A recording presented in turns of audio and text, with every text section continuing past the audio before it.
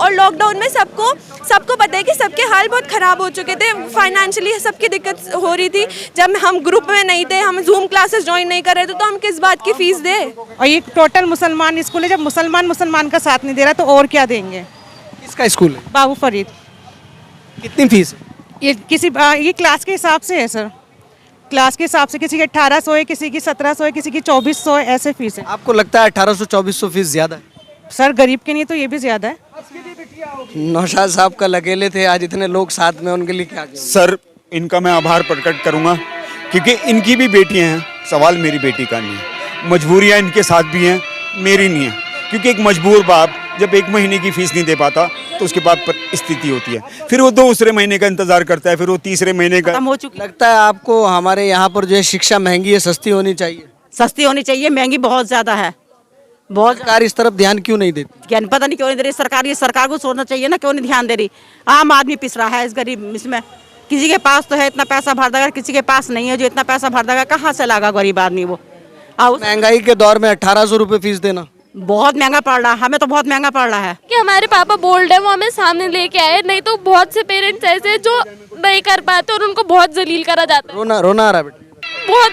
बहुत गंदा बिहेवियर रहता है अंकल, मैं आपको कैसे बताऊं। क्लास में आके ये नोटबुक फेंकती हैं, जिनका काम चेक नहीं होता, जिनका इनकम्प्लीट काम होता है, आपको कम से कम दे तो चाहिए, ये फेंकती हैं, ये सर पे फेंकती हैं। किसी बच्चे के कुछ लग जाए, कहीं ऐसी जगह लग जाए जहाँ पे कुछ बीमारी हो जाए, उसको इतनी जोर से फेंकती है। और क्लास में अगर नोटबुक चेक नहीं होगी, प्रिंसिपल ऑफिस में बिठाएंगी पूरे दिन। इतना ट्रू मीडिया हाउस न्यूज़ 24 में आपका स्वागत है। अगर इस वक्त की बात करें, उत्तराखंड की राजधानी देहरादून डालनवाला एक स्कूल के बाहर मौजूद है। अभी कल भी हमने आपको एक खबर दिखाई थी, ये सामने वही गेट है जिसको बंद कर लिया गया था।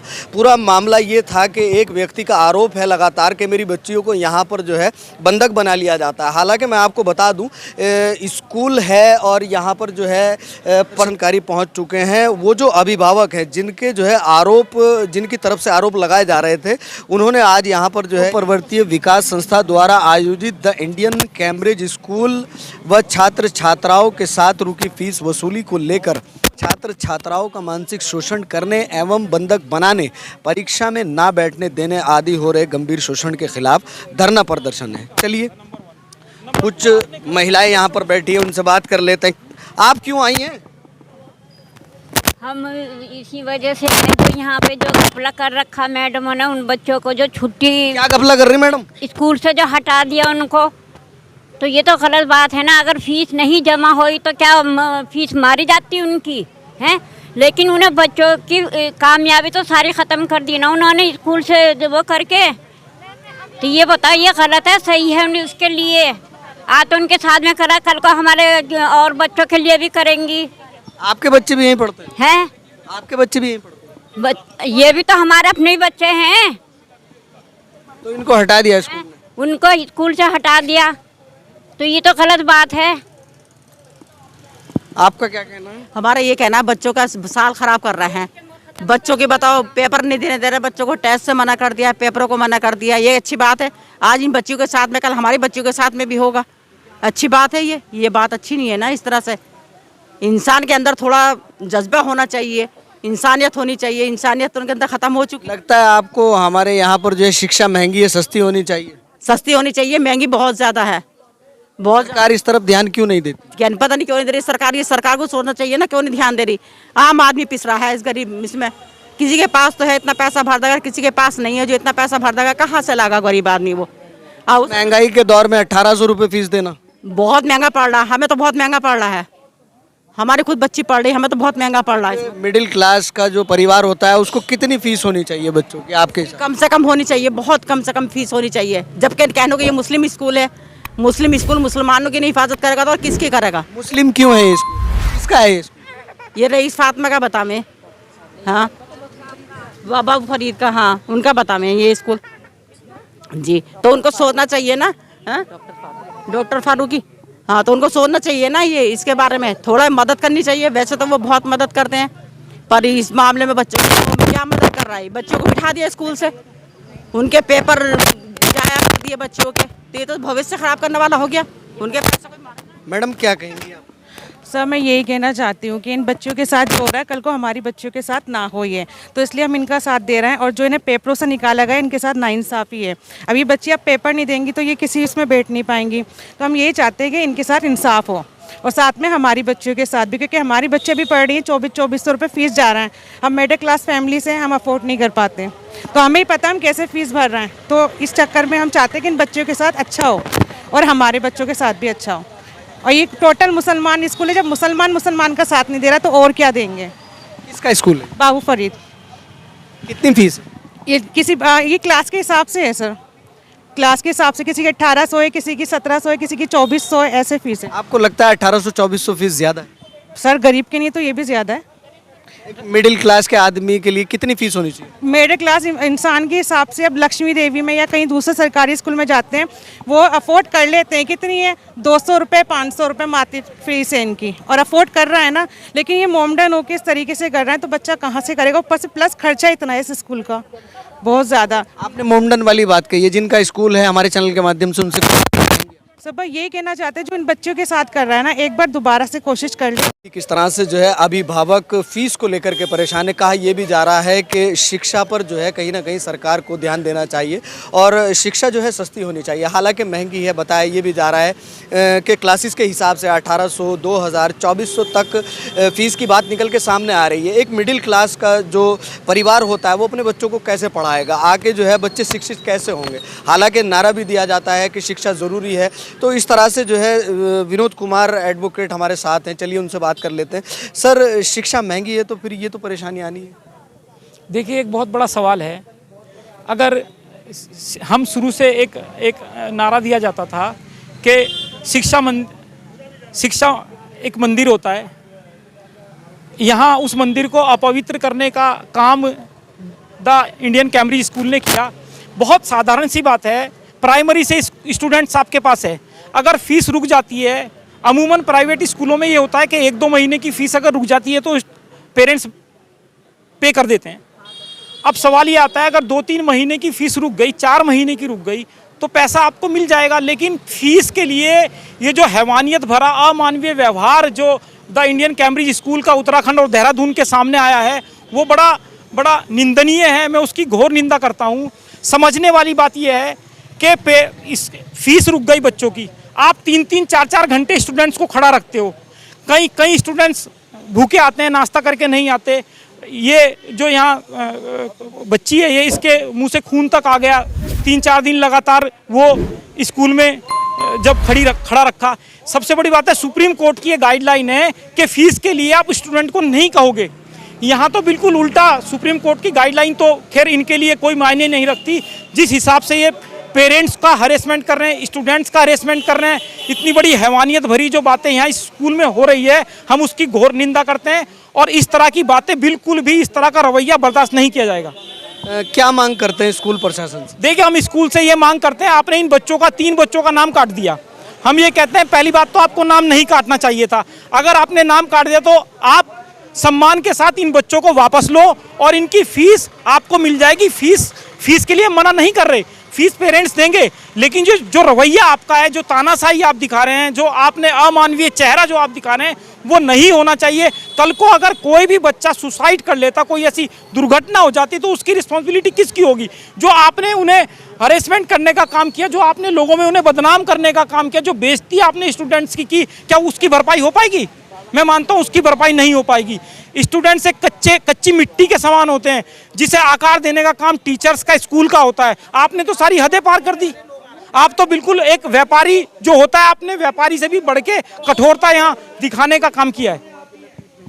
लगातार यही कहा जा रहा है। मैं आपको बता दूं, देहरादून डालनवाला में द इंडियन कैम्ब्रिज स्कूल की तस्वीरें हैं। अगर आपके बच्चे भी यहां पर पढ़ते हैं तो ये खबर आपके लिए बहुत ज़रूरी है, क्योंकि टीचर जो होते हैं, टीचर भी माता पिता का ही दर्जा रखते हैं। लेकिन हैवानियत को लेकर के बात हो रही है, 4 घंटे जो है बच्चियों को बिठाने की बात हो रही है, हरेसमेंट को लेकर बात हो रही है, बच्चों के मुंह से ब्लड आने की बात हो रही है, तमाम तरीके की बातें हो रही हैं और फीस को लेकर के भी बात हो रही है, अमानवीय व्यवहार की भी बातें हो रही हैं। चलिए खैर, आप एक कमेंट ज़रूर कीजिएगा और वीडियो को शेयर भी कीजिएगा ताकि तस्वीरें आम जन लोगों तक जाएँ।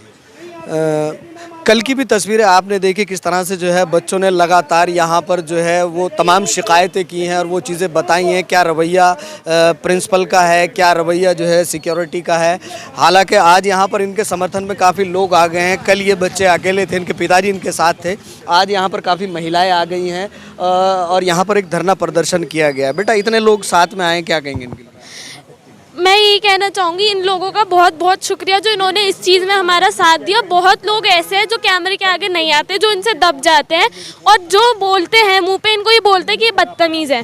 ठीक है, ये लोग हमारा साथ दे रहे हैं। वो तो ठीक है कि हमारे पापा बोल्ड है, वो हमें सामने लेके आए, नहीं तो बहुत से पेरेंट्स ऐसे हैं जो नहीं कर पाते और उनको बहुत जलील करा जाता है। रोना आ रहा है बेटा? बहुत बहुत गंदा बिहेवियर रहता है अंकल, मैं आपको कैसे बताऊँ। क्लास में आके ये नोटबुक फेंकती हैं, जिनका काम चेक नहीं होता, जिनका इनकम्प्लीट काम होता है, आपको कम से कम दे तो चाहिए। ये फेंकती हैं, ये सर पे फेंकती हैं। किसी बच्चे के कुछ लग जाए, कहीं ऐसी जगह लग जाए जहाँ पे कुछ बीमारी हो जाए, उसको इतनी ज़ोर से फेंकती है। और क्लास में अगर नोटबुक चेक नहीं होगी प्रिंसिपल ऑफिस में बिठाएंगी पूरे दिन। इतना पैसा आ रहा है, ये पैसा कहीं भी नहीं लगाते। आप अंदर जाके वॉशरूम देखिए, आप खुद सोचेंगे कि ये पैसा कहाँ जा रहा है। स्टाफ जो ये दीदियाँ होती है स्कूल में, ये इतनी गंदी लैंग्वेज यूज़ करती हैं। ये मेरे से इन्होंने ये चीज़ बोली कि तुम मुझे अपना बॉयफ्रेंड बताओ, मैं तुम्हें अपने बॉयफ्रेंड का नाम बताऊंगी। और ये दीदियाँ जो होती है फ़ोन लेके आती है, जेंट्स गालियाँ बकती है फ़ोन पे। एक छोटी सी बच्ची ने सुन ली और वो अपनी दोस्त को बोल रही थी ये सारी गालियाँ। इनको बिल्कुल डिसिप्लिन नहीं आता, बस ये बच्चों को डिसिप्लिन सिखाते हैं और इनको किसी चीज़ से मतलब नहीं है, बस अगर मतलब है तो पैसे से। बेटा तुम्हारा नाम भी काट दिया? नाम अभी ये तो पापा को पता है नाम काटा है नहीं काटा, पर ये इतने वो है पैसे के लिए भूखे, ये नाम भी काट सकते हैं। तुम नाम काटो ना, हरासमेंट मत करो। नाम काट दो हमारा, हम कुछ नहीं कह रहे। तुम हरासमेंट नहीं कर सकते हमारा। अगर कोई भी हमारे जैसे डिप्रेशन में चला जाता है और कुछ उल्टा कदम उठाता है तो उसकी जिम्मेदारी कौन लेगा? ये नहीं लेंगे। ये बहुत बहुत बेकार लोग हैं, ऐसे नहीं कर। कितने समय से ऐसा हो रहा है? मैं 10 साल से पढ़ रही हूँ और मेरे जो मेन फीस है, ये जो फीस है पापा प्रॉपर्ली जमा कर रहे हैं और इस साल के मेरे ख्याल से 2 या 3 महीने की रह गई है। ये लॉकडाउन की फीस पे हमारा जो होता है वो होता है। और क्योंकि लॉकडाउन की फीस हमने इसलिए नहीं करी थी पे, क्योंकि इन्होंने हमें ग्रुप्स में ऐड ही नहीं कर रखा था। और लॉकडाउन में सबको पता है कि सबके हाल बहुत ख़राब हो चुके थे, फाइनेंशियली सबकी दिक्कत हो रही थी। जब हम ग्रुप में नहीं थे, हम जूम क्लासेस ज्वाइन नहीं कर रहे थे, तो हम किस बात की फ़ीस दें? किस बात की? कभी ये बोलते ये हमेशा जैसे ऑनलाइन क्लासेस चलती थी, ये हमें रिमूव कर देते थे, ब्लॉक कर देते थे, हमेशा ये ऐसे ही करते थे। नौशाद साहब कल अकेले थे, आज इतने लोग साथ में, उनके लिए क्या कहेंगे? सर इनका मैं आभार प्रकट करूंगा क्योंकि इनकी भी बेटियां हैं। सवाल मेरी बेटी का नहीं है, मजबूरियां इनके साथ भी हैं, मेरी नहीं है। क्योंकि एक मजबूर बाप जब 1 महीने की फीस नहीं दे पाता तो उसके बाद परिस्थिति होती है, फिर वो दूसरे महीने का इंतज़ार करता है, फिर वो तीसरे महीने का और फिर 4 महीने का, 6 महीने का। उसके बाद ये बच्चे इनको बंधक बना के और ये ऑफिस में बिठा के, क्लास से उठा के, उनकी पढ़ाई का नुकसान करके फिर हम लोगों को बुलाते हैं और हम पे दबाव बनाते हैं, हमसे लिखित में लेते हैं कि कैसे भी करके हमें पैसा दो। सर ये क्या है? नौशाद साहब आपके अलावा और लोगों के साथ भी ऐसा? सर आपने उस टाइम जो अभी हमने कल परसों का कम से कम 5-7 बच्चे और बैठे हुए थे। सर ये स्थिति किसी भी अभिभावक के साथ हो सकती है। इसका मतलब ये नहीं कि वो मेरी बेटी को मुंह से खून आता है और वो उसकी हालत खराब है, ये उसकी मेडिकल रिपोर्ट। अभिभावक जाए तो कहाँ जाए? नौशाद जाए, किससे फरियाद करे?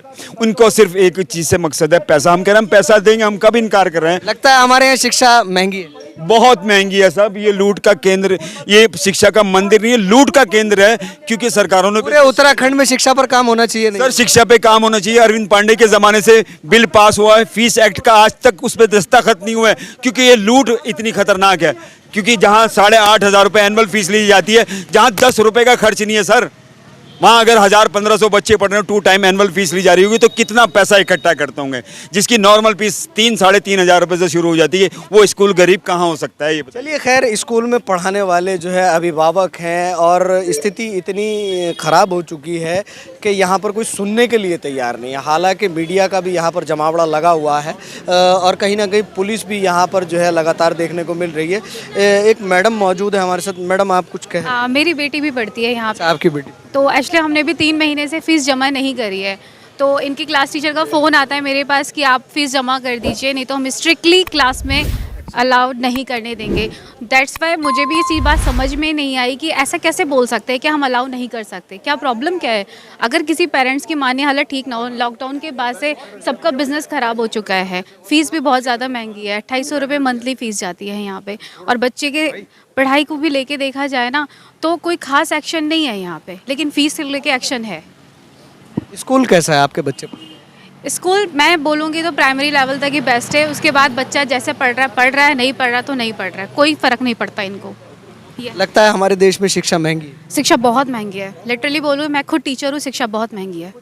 सरकारों से कुछ कहना चाहें? सर से कहना चाहेंगे कि सरकारों से कुछ कहना चाहें शिक्षा को लेके मैं यही कहना चाहूँगी ना, जिस दिन शिक्षा बहुत सस्ती मिलने लग जाएगी ना, हमारा देश बहुत तरक्की कर जाएगा।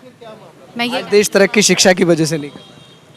शिक्षा महंगी है, हर आदमी नहीं पढ़। महंगी है, हमारी युवा पीढ़ी बहुत पीछे जा रही है, बहुत पीछे जा रही है युवा पीढ़ी। कुछ युवा तो मैडम नशे की जद में भी जा चुके हैं जो पढ़े लिखे नहीं। बिल्कुल बिल्कुल, ये तो बात बिल्कुल सही है, नशे की जद में जा रहे के, लेकिन जब शिक्षा मिलनी चाहिए सर, ये हमारे प्राइवेट संस्थान हैं, बहुत अच्छी इंग्लिश में बातें करते हैं, इंग्लिश में दिखाते हैं, हर एक चीज़ करते हैं, लेकिन जैसे ही फीस की बात आती है वो 4 कदम अपना पीछे कर लेते हैं, छूट जाता है, एंड में माँ बाप अपने बच्चों को निकाल के लेके चले जाते हैं।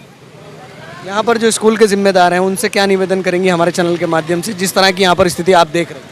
मैं यही करना चाहूँगी, इतना रेपुटेटेड स्कूल है, मेरी बच्ची प्राइमरी लेवल से पढ़ रही, मैं बहुत खुश थी, लेकिन जैसे जैसे वो उस क्लास लेवल बढ़ता गया, बच्चों के पढ़ाई में बहुत कमी आ गई है, बच्चे ध्यान नहीं दे पाते हैं। इससे रिक्वेस्ट करूँगी कि प्लीज़ आप इस पर काम करिए, बच्चों के पढ़ाई पे ध्यान काम करिए, और पेरेंट्स को भी समझिए, टाइम दीजिए उनको, उनके बच्चों के साथ इतना परेशान नहीं करिए। चलिए खैर, आप बने रहें और वीडियो को शेयर करें ताकि तस्वीरें आम जन लोगों तक जाएं, और कहीं ना कहीं जो स्कूल प्रशासन है उनसे भी बात करने की कोशिश करेंगे कि उनका इस मामले पर क्या कहना है।